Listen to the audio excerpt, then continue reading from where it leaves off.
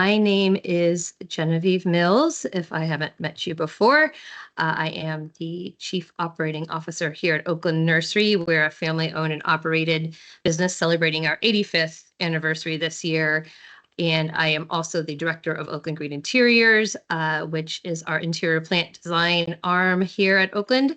And it is in that role that I will be chatting with you today about plants, pricing, and projects. And this webinar was generated after I had a series of conversations with folks in our industry about how tariffs were impacting what we do in the design world. And it kept coming down to transparency about pricing, about timelines, about sort of what to expect when an interior designer or architect is asking for information about putting plants into built environments. So I thought what I would do is just create a very quick, very high level introduction to the things that are important when you're considering putting plants into your project. Everything from pricing and timelines, like I said, to the infrastructure that goes into making something successful. So to start, these are just the things that when you're thinking about a project and you want to put some plants in an office or in a hotel lobby, these are the questions that we ask ourselves. And hopefully that by asking them of you and your clients, we can make these projects as successful as possible. So a lot of you are here from a lot of different areas. The big question I always ask when I attend a workshop or a class is, what is one thing I can get out of it? I sit through a lot of these things, and if I can get one little nugget of inspiration, I consider it a good opportunity and a good learning chance to get something that I can hopefully apply. So hopefully, as our diverse audience has here, you all have different reasons. Maybe you want to add value to your property. Maybe you see the value but want to help articulate that for a client. Maybe you're curious about the material chain and the sort of status of products. And maybe you just want to know some more information about interior plant design. So hopefully our conversation today will provide you with something you can walk away with and apply in your business with your clients and your constituents. So the first thing we are going to talk about, we're going to touch on, are the tariffs and the impact that has on our industry. The thing that I want to sort of highlight, however, is that tariffs are going to stabilize eventually. There's a lot of up and down right now. We're in the middle of this 90-day period where things are sort of on hold. It will resolve itself at some point. And so then at that point, what other things do we need to discuss? So today we're going to touch on both topics, the sort of immediate concerns of tariffs and the impacts it has on the supply chain in the plant industry, but then also what are the sort of bigger long-term foundational ideas that you want to have as a designer or an architect that will allow you to be successful and provide you with the expertise with your clients and stakeholders. So let's start. Agenda, we're going to start obviously with the tariffs. We're going to talk about a little bit about material selection and how those two things are related. Practical considerations for biophilic design. This is really the sort of, what do I need to know to get a project done successfully? We're going to talk a little bit about biophilic design and the LEEDs version 5 that just came out. That actually has a lot of really great impact for our industry and the opportunity to bring nature into our built environments. We're also going to talk about the ROI of biophilic design, because I know for a lot of us, the question is, this is great, it costs a lot, what is the value? What are my clients going to get out of this? What are my tenants going to get out of this? What am I going to get out of this? And then finally, we're going to touch on some design inspiration from the international plant design scene. This is obviously my favorite part of the conversation, because there's just some really amazing things that are happening internationally, and stuff that we can actually use here in, in this case, the Midwest, and apply to our designs and sort of a thinking bigger kind of process. So starting with tariffs, we all keep talking about them. They're a popular topic of conversation. The thing about the tariffs is that it's not too far from some of the issues we dealt with during COVID. It basically, everything has gotten more expensive. And all they've really done is they've sort of highlighted for us the underlying issues that we need to be aware of in the supply chain of the plant and interior design world. So things like, what are the things that we're depending on? What are our client expectations? What are the realities of maintaining and caring for these things? And how have all those been impacted by these shifts in pricing and the challenges with getting things, across from overseas? So, yes, there's some reality in costs right now. We see fiberglass planters that we get out of Asia are up in price. They've increased significantly from 2023. There's a little sample there. The container that you're looking at on the screen, the orange one, was $185 2 years ago. Now it's $236. So prices have gone up. We could also potentially attribute that to inflation. And I will say that with this industry specifically, and what I know of our industry, is that these costs that are getting applied to us sort of externally are being spread out across our supply chain. We have really solid relationships with our vendors, and our vendors understand that at the end of the day, we're all trying to just sort of make it through. So they are spreading costs out. They're eating some of the cost. We're eating some of the cost. We're trying not to pass on all those huge expenses to our clients. And I think this is one of the things that, is really helpful in our community and our industries, that we have really close relationships with our vendors and we're able to have these really candid conversations. So when we're thinking about plants, it's kind of the same thing. Plant demands are up. Thankfully, interior plants and plants generally are a big part of our world now. People love them. We have, plant parents. We have hobbyists that are really into things. We have the plant trends that are coming and going. All of that means is that demand is up, and we need to have more plants, and plants grow on their timelines, so we can kind of only get them when we get them. So being aware of timelines and how the tariffs or the production facilities are impacted.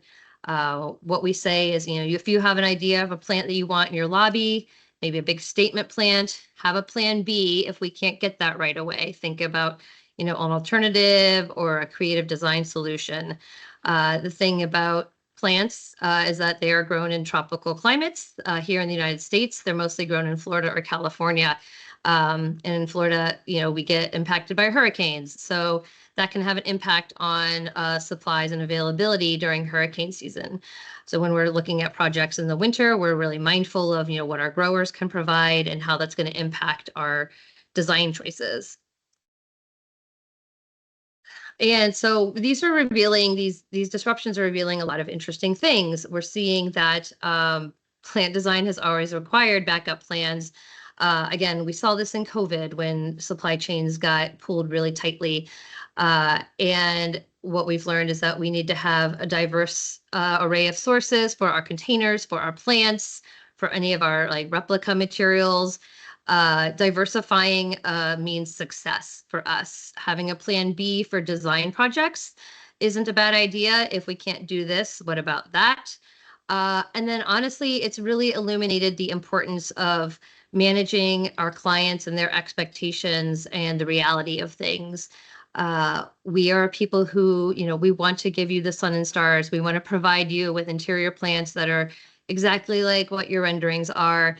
And so managing those dreams versus reality, has become so much more important, in making sure that our clients are set up for success, and, be fully transparent with some of the expectations and challenges. And that means planning ahead, ordering early, and really communicating regularly, spending as much time as we can helping our clients understand what is available at any current moment, and how can we make their projects successful with the sort of current economic situation at hand.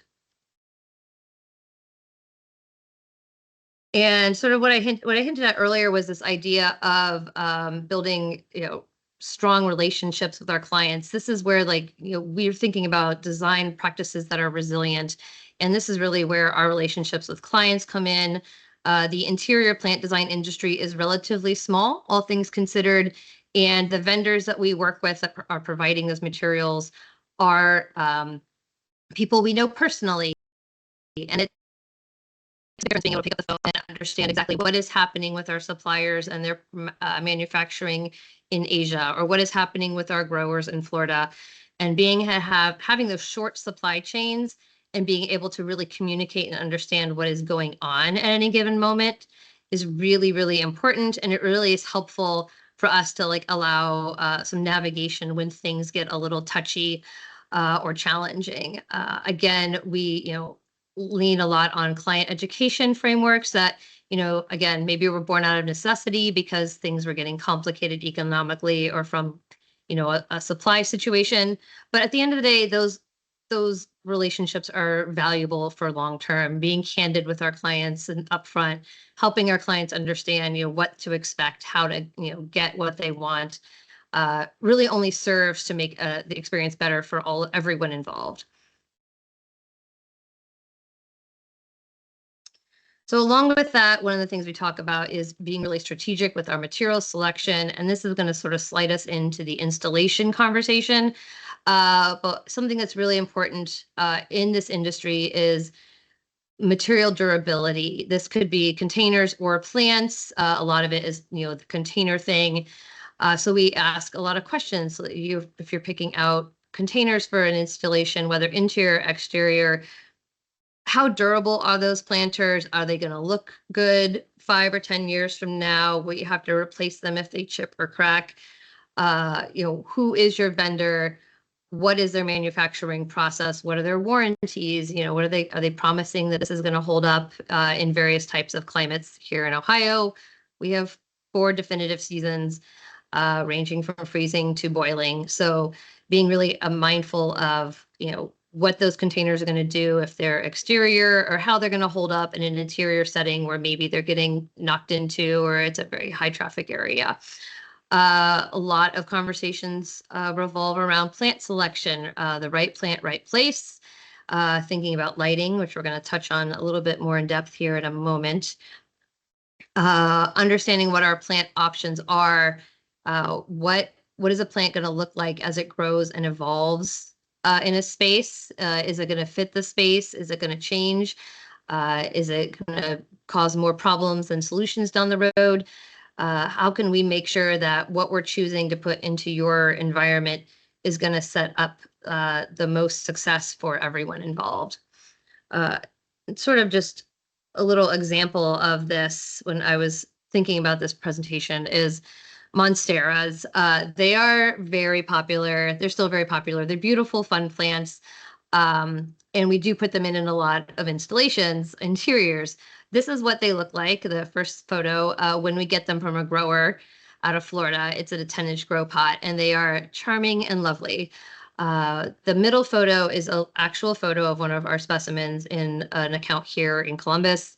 That is 2 years old. And what you can't tell from the photo is this monstera has spread out to approximately 8 feet. It's thriving. It's super happy. It looks glorious, but it takes up a lot of space. And, this particular area, there's room for it.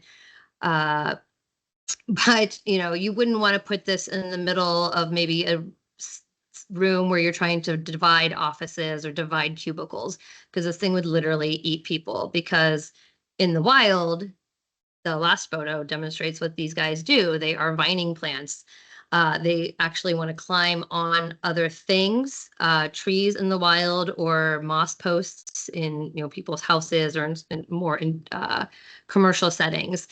So we're going to ask, how do we make sure that the plant selection works best as long term as possible for our clients, so that you end up with something successful and jungle.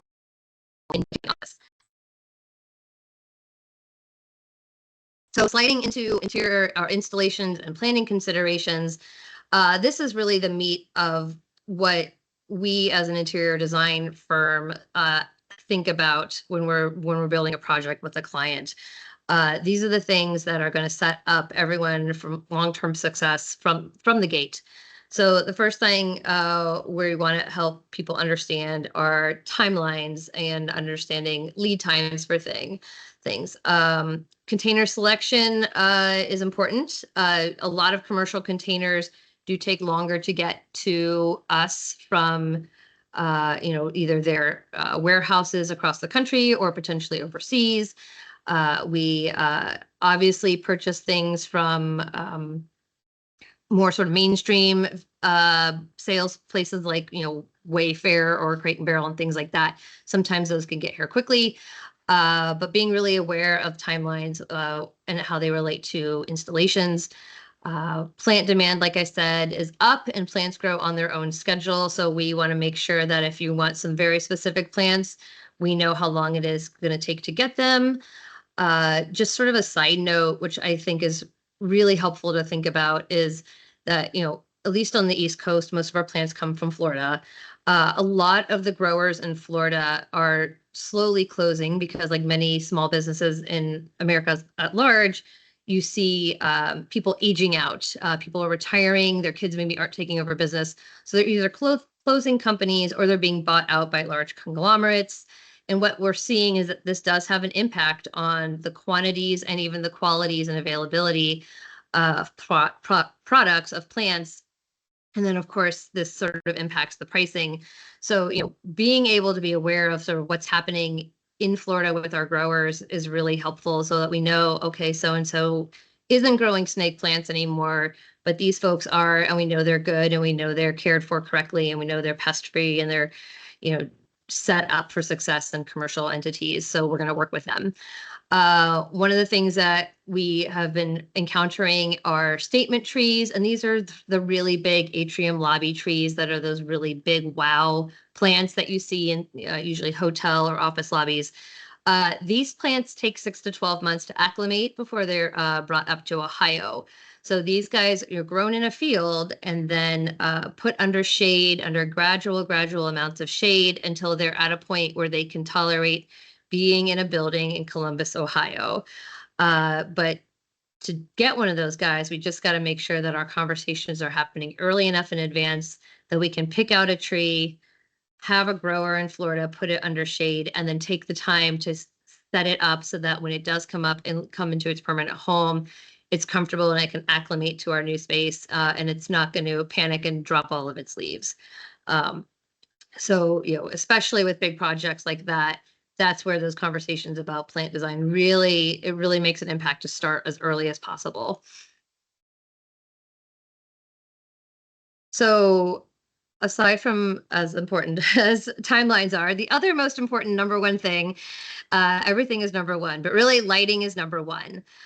This is the most important consideration when you're talking about interior plants. Most commercial offices need supplemental lighting. Offices might have amazing windows on the south and west sides of their building, and that is wonderful. Natural lighting is so important. It is literally, as we'll talk about in a minute, one of the most important things that people who work in office buildings want in a space. But modern buildings and modern glass is treated so that it keeps some amount of light and certain spectrums of light out. And it is those spectrums of light that plants actually need. So even if it's a nice bright space, you're still getting about half of the light that a plant requires as it comes through that window. So we recommend connecting with your plant designer or even a lighting designer, if you're working with a lighting designer, to really understand what your lighting needs are. The image that you're looking at here is a little sort of infographic by our friends up in Detroit at Plantera, sort of highlighting the different levels of light that a plant needs in a space. We typically talk in foot candles when we're referring to lighting measurements. Lux is the other form of measurement that is used in the lighting world.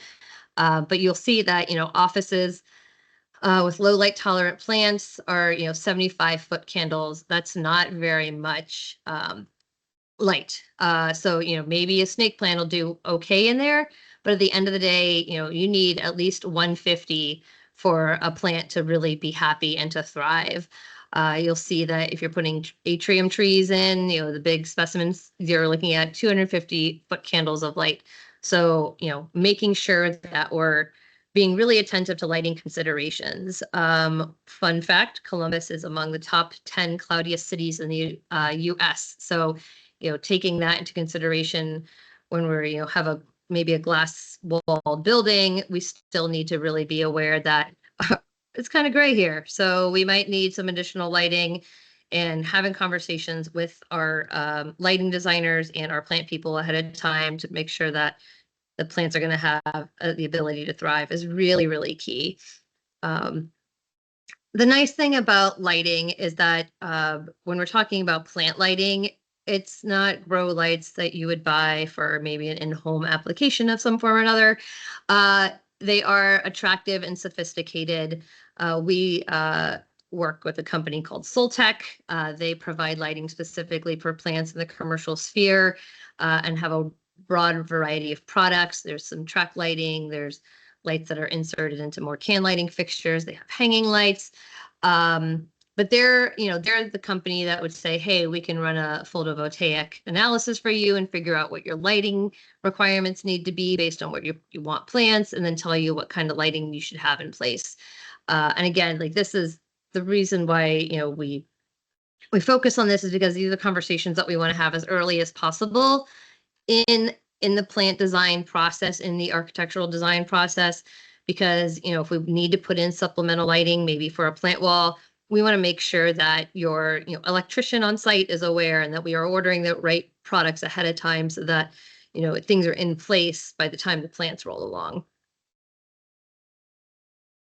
After lighting, another really important conversation we have is containers and access. The type of container matters. Millwork matters. We do a lot of projects that have built-in millwork planters, which are wonderful because they just sort of fit seamlessly with the space. But we're going to ask questions about, how much weight can they hold? Are they watertight? Do they need to be made watertight? If so, great, we can make that happen. Do the dimensions make sense for successful plant care? And then, can we access these containers or this concept? Are these live plants available to be watered? Do we need to think of an alternative to live plants if they're in maybe a space that can't be accessed easily for one reason or another? This is where we're asking questions about lifts or ladders. What kind of time constraints are in place? If this is a restaurant, obviously we don't want to be there when you guys are open for business. We want to make sure we're showing up, before service. Do we need something like a water tank if it's a, multi-story building with lots of plants on each floor? Do we have access to a janitor's closet or someplace where we can store things? So all of these are the considerations that, we're going to look for when someone comes to us and says we want to put plants in our space. The photo you're looking at right now is one half of a two-piece plant wall that's 2 stories tall. Its particular access is through the inside of the plant wall. So we can access part of the plant wall from the floor, and we can access the outside of the plant wall using a vertical lift. But there are parts of the wall that the only way we can access it is actually going up into the wall and sort of puzzle piece sliding cartridges of plants through. This was one of those projects where until we got it, we didn't really know the nuance of this, of how complicated it would be. Let's moving on. Another important consideration is how plants are being placed as they relate to HVAC systems. This is sort of a afterthought a lot of times. Is, we pick out, oh, let's put plants here, here, here, and here. Great, that looks lovely. Oh wait, it's actually in front of a vent. It's going to get cold air blown on it, half of the year, and then hot air blown on it the other half, and that's gonna ruin that plant really quickly. So we want to make sure that, we're accounting for putting plants in spaces where they're not going to hit with vents, or, they're not going to be hit with drafts from a door or being too close to a window. So that, maybe that means we're moving plants seasonally, and that's fine. But we like to put those plants in place as early as possible to make sure that, somebody doesn't walk in one morning and there's a black plant sitting in the lobby first thing that you see because the cold has blasted it to oblivion. Finally, well, probably not finally, but also water access is incredibly important. Obviously, plants need water to survive. They are obviously key for successful care. And, this is where we recommend finding a maintenance partner who can care for your plants long term. We're looking for things like janitor's closets or large sinks. Is there water access on a floor? We visit weekly or by every 2 weeks, depending on what the service looks like for a project. So, and that takes up a lot of time. Watering the plants is probably the single most expensive part of the maintenance program. It takes time to fill up a water tank. It takes time to fill up a water bucket or a watering can, and then moving that water from plant to plant to plant. So if we have an opportunity to think really critically about how we're getting water, that saves everybody money. It saves everybody time, and then it also makes the job more effective for the technicians who are caring for plants, because then they are not just worried about getting water on the plants. They can also focus on pruning, care, pest management if necessary, things like that, really making sure holistically the plant is cared for. At the end of the day, consistency is so important with plants and water. Most tropical plants are come from environments where they have periods of dryness and then a huge burst of water. So they get used to a cycle of being very wet and then drying down and being dry for a little bit before another amount of water comes on them. So we train the plants in our interior spaces to be used to getting water and then go a couple of weeks and then they dry out. And plants will learn that process, which is really interesting. They will learn to adjust how much they're getting watered. So, if they have to pace their water intake over 2 weeks or 3 weeks, they'll do it. The key is just making sure that it's consistent. If we overwater for a while and then underwater and then overwater again, that's when we see plants failing as a result of, watering issues. Job costing is finally probably for our clients the most important part of it, because at the end of the day, they're going to want to know what they're spending on these things. We say plants are an investment. You want to plan early and accordingly. So the installation cost is just the first part. Do you have a budget in mind for maintenance to keep these things looking good for a long time? If you're going to invest $7,000 to $10,000 in a gorgeous plant display, you're going to want to plan for a few $1,000s annually for maintenance and upkeep, because otherwise you've just invested a bunch of money in something that's not going to last very long.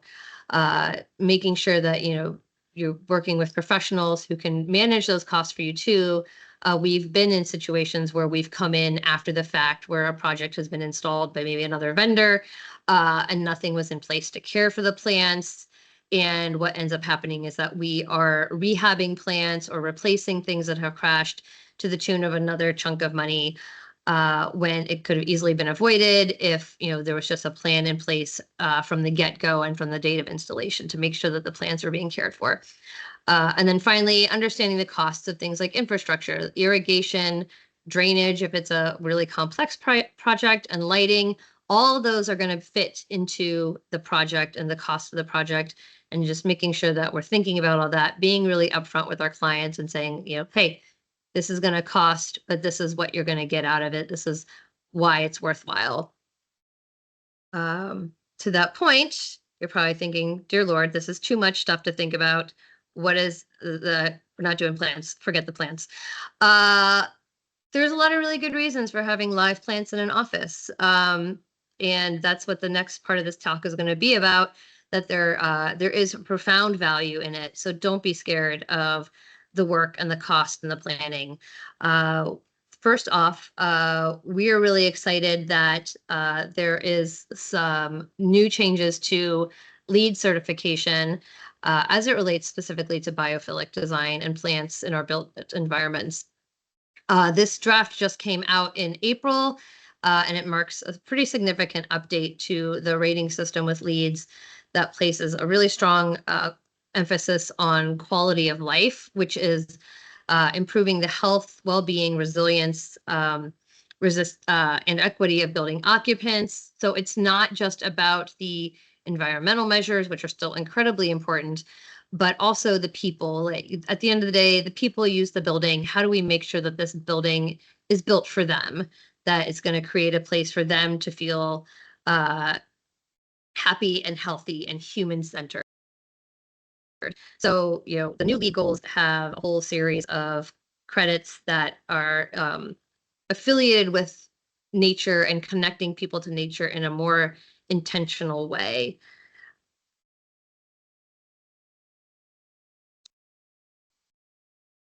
And there's many ways, but one of the key points is that they are now allowing for indoor planting areas to count for 30% of the required views of nature.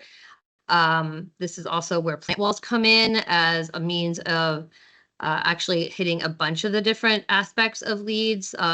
Living walls, either interior or exterior, depending on how, can hit issues of air quality, water management, temperature control, and then obviously sort of the human component of human comfort in spaces.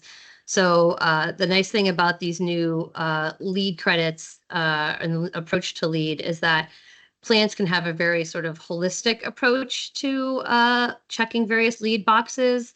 And so they can kind of cover a lot of ground for us if we're trying to achieve LEED certification. One of the things that we stress is that if you want to do this with plants and try to get some of these LEED points, great. Let's be super intentional about what we're trying to get here. How many plants? What do we need? Not just, hey, let's throw some plants in a corner or, in a lobby. Let's be really intentional. We want 30 plants in this space. We want to know that it's going to make up X number of square feet to check off this amount of area covered in nature. So being really intentional about that, setting goals, and then documenting that's a really important part of the LEED process, is really being able to quantify what we're doing. So, working with your interior design partner to say, okay, this is what we want to get to. How can you help us get there? What are the things that we need to put in place? The planters, the plants, the views of nature, interior or exterior, that will get us the points on the LEED accreditation. So on top of that, there's sort of a bigger conversation of this sort of economic case for biophilic design. LEED certification obviously has a lot of marvelous impacts on a building. It's a star of their attention, of their care, of their respect for the environment. But I know that sometimes at the end of the day, the thing that matters is the dollars. How do you make a case for biophilic design from an economic perspective? Here in Columbus, and I think in a lot of other markets, one of the conversations is going back to office. How do we recruit people back into office spaces? How do we fill vacant real estate? What do we need to do to get people to come back? And, how do we change and improve the perceived value of a space? People don't want to come back to the same old. What do we need to do to really make that space worth visiting? This is where we would argue interior plants. Nature, spoiler alert, helps us bring back people to the office. In a nutshell, because this is also literally an hour-long talk, is the idea of biophilia. I keep saying biophilia, biophilic design. Essentially, biophilia is love of life or living systems. That's what it means in Greek. It is the idea that humans are connected to the natural world, that we have been part of nature since the beginning of evolution. We have lived with it. We have evolved with it. We are connected to nature in a way that is so deeply intrinsic to our systems that we respond physiologically to natural stimuli. Biophilic design is the idea that we take how we design our spaces and create places that our bodies physiologically respond to in a positive manner. So when we're doing that, we're creating better workplaces or better living places because we're connecting ourselves back to nature and the reason why this has become such a topic of conversation is because when you think about evolution, we had, industrialization 200 some years ago, and now we're living here in our, cities and buildings. So, how do we connect ourselves back to the natural world and harness the sort of relationship that we have with nature that brings a lot of positive emotional and physical responses to us? What we've found is that there's value that rooted in the scientific evidence that humans crave nature. There is a financial return on that, and you can see changes in people when you have the opportunity to be in a natural environment in your workspace. This is when we start getting into the ROI of biophilic design. We see workers that are more productive, more creative, and have higher levels of well-being when they're in environments that are green. And then these can actually be translated into dollars through various means of tracking and measuring. We see employee wellness as a really big recruitment tool right now. People are competing for talent in our spaces, and how do we use our workplace design to help us compete, to help us get the best talent we possibly can. And this is when we think about bringing nature into our workspaces. Couple survey points that I put on there say that candidates really want natural lighting and views of the outdoors. 80%, that's a lot. 8 out of 10 people want to work in an office that has lighting that's natural from a window. 40% of people feel stressed all the time. What the studies have shown over the last couple of decades is that natural elements do actually reduce stress. People actually respond physiologically to plants in their spaces, or views of nature, or access to nature. We see that it's a recruitment tool, especially for our up and coming generations. As the millennials and Gen Z workers come into our spaces, they're demanding that they want pleasant places to work that are light and bright and filled with life. They don't want to be cut off from the outside world. Something I read said that fluorescent tube lighting has no place in the modern office. Ironically, I'm sitting in an office that is fluorescent tube lighting. So I would say do as I say, not as I do. And this is where, ideas like using space dividers with plants instead of walls to create natural areas of, visual green that also can still provide the things that walls need: separation, containment, things like that.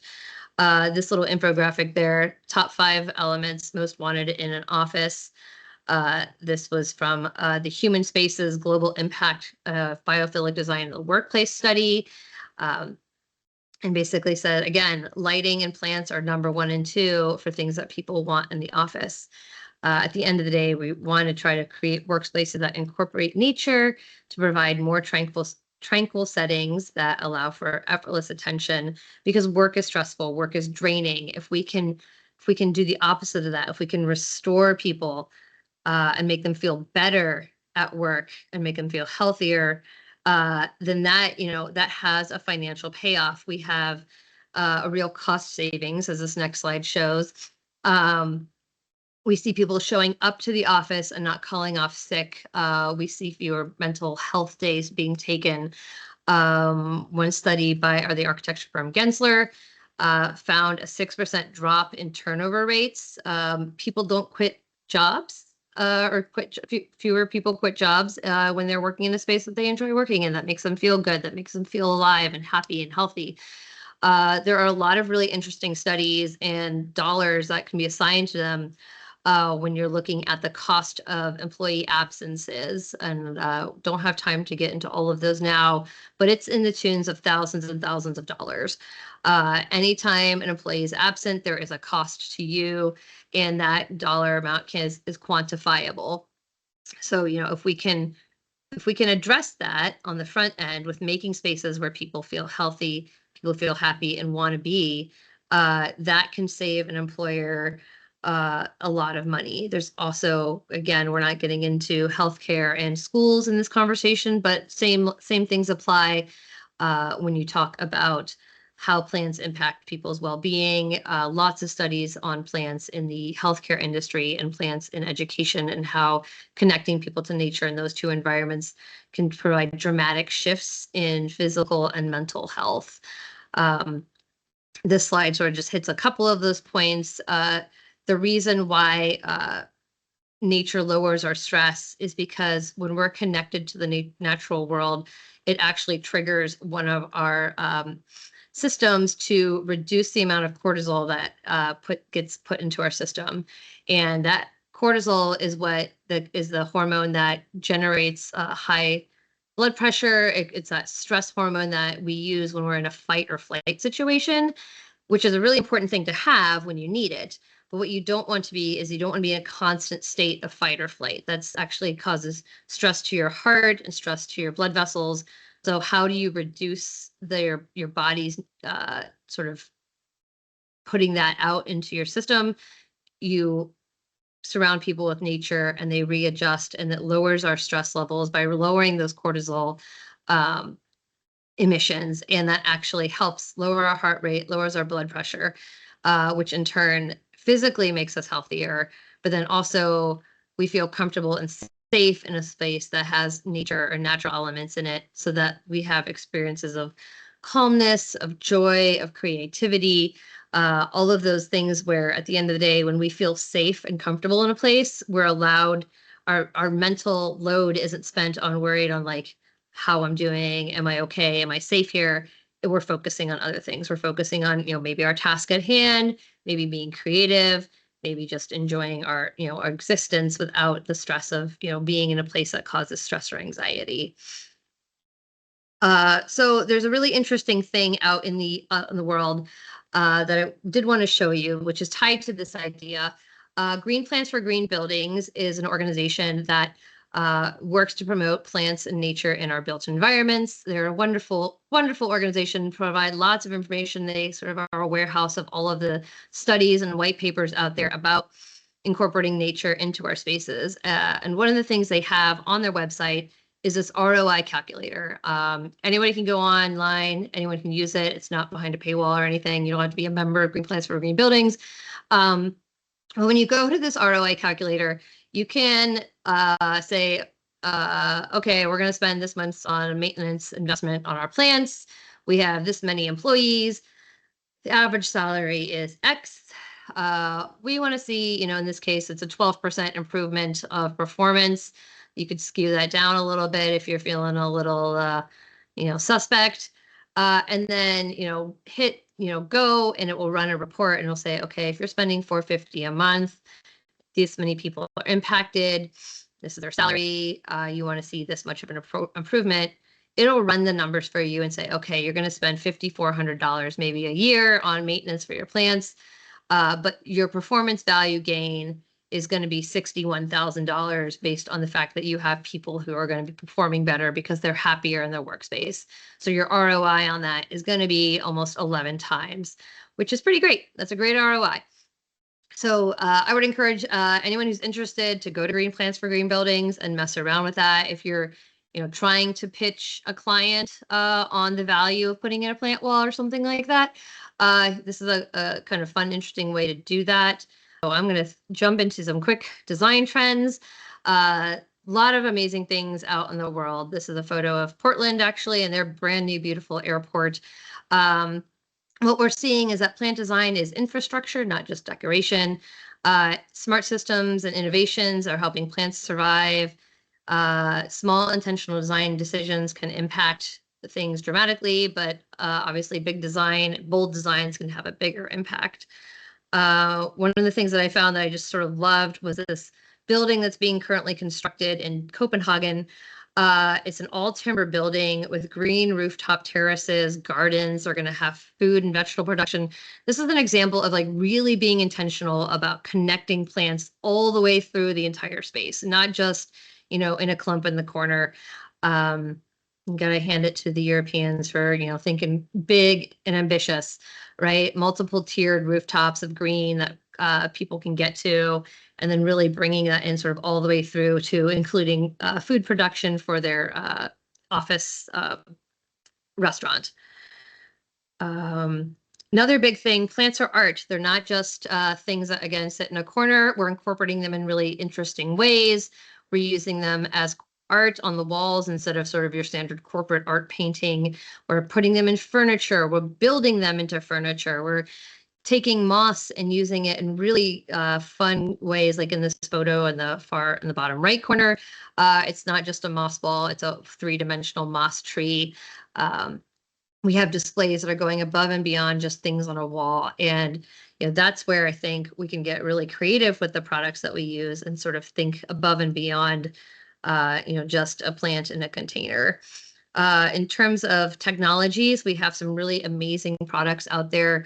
One of the things that we started using is this product called Volcaponic. It's a soilless substrate. It's a rock. It's sort of like pumice. It absorbs and holds water for slow release and is really amazing. We have just been blown away by how interesting and just good this product is. It is sustainably mined out of Europe. What we found is that it allows the plants to pool water as they need. It allows us to reduce our use of plastic. So instead of standard staging of how we would, set up plants for sub-irrigation, we got rid of a lot of that plastic, and we're able to use this product that actually can also be reused. So, if things change, we can just rinse it off and it can be reused again. It feels sort of like rocks. It's really, it's going to change the industry here in the US. It's already been being used in Europe for over 2 decades now at this point. Also, we're looking a lot more intentionally at peat-free soils. Peat is such an important, and peat bogs are a key, so key to the health of our climate. And using peat in soils is really becoming more and more detrimental to the planet. So we're looking at alternatives for peat, so things like coconut coir, rice hulls, biochar, and then biochar itself is a really interesting product. It holds carbon.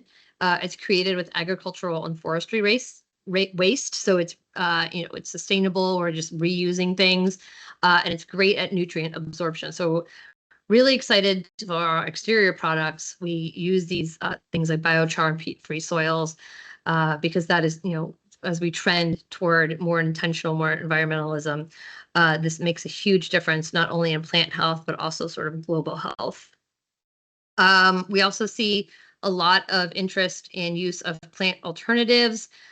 Live plants sometimes just aren't the right fit. So we have preserved plants that are real plants. They're not plastic, and they're treated with non-toxic preservation products. They don't require light or water, but they give you that same lush look as live plants, but they are treated so that, they're not going to die. So if you want to use them on a plant wall or a moss wall where you can't care for live plants, they're a really, really wonderful option. We're also thinking about multi-sensory plant design. It goes just beyond a plant, looking nice. We're looking at connecting with nature, with various textures, bringing in all of our senses, our auditory, hearing things, or do we hear water movement? Do we hear bird song? Lighting conversations around creating lighting that reflects circadian rhythms, and dynamic movement. Water creates that sort of movement that we're sort of captured by watching, like a fountain ripple. So how do we incorporate all of those things into our designs? And really all of that comes together in what is the biggest trend right now, which are these wellness rooms, immersive nature rooms, sometimes they're recharge rooms, but it's this idea of bringing forest bathing, bringing the outside really intentionally in to our spaces. This is a wellness room built by our colleagues in New York. And you see them in commercial offices or office spaces where employees can have a moment to escape from the chaos of their day-to-day and just decompress. A lot of times they're tech-free, they're multi-sensory, they're very intentional. And that is the thing, like it's not just a chair next to a cluster of plants. These are full-on spaces that have lighting, irrigation, water features, natural materials that create that instant calm that allows people to sort of just decompress really quickly, feel better about things for about 15 or 20 minutes, and then they can kind of leave feeling refreshed and rejuvenated. This is another one in Brooklyn called the Grow Room. And, these are really exciting. And what we just say is, like, let's have some advanced planning conversations to make them happen.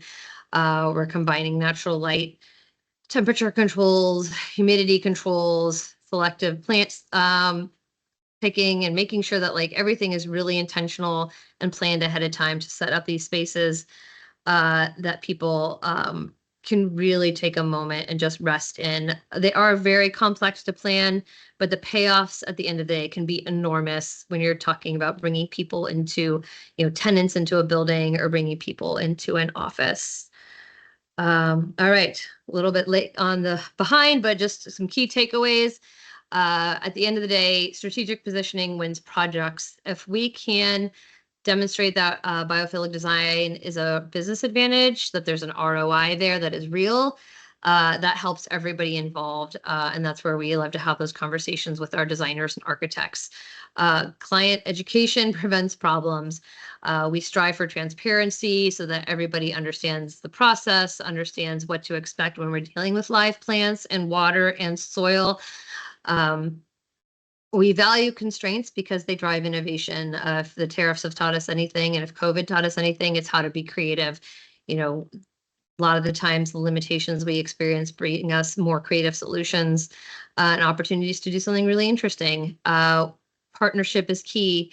If you've got a question or want to know more, partner with a trusted designer, interior plant person in your community to get information so that your project can be successful.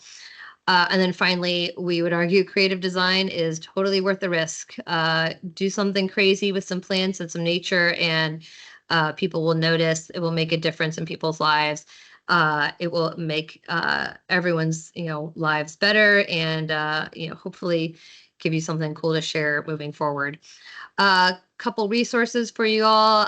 Green Plans for Green Buildings, as I mentioned before, the National Interiorscapes Network. This is a website that can help you find interiorscapers across the country.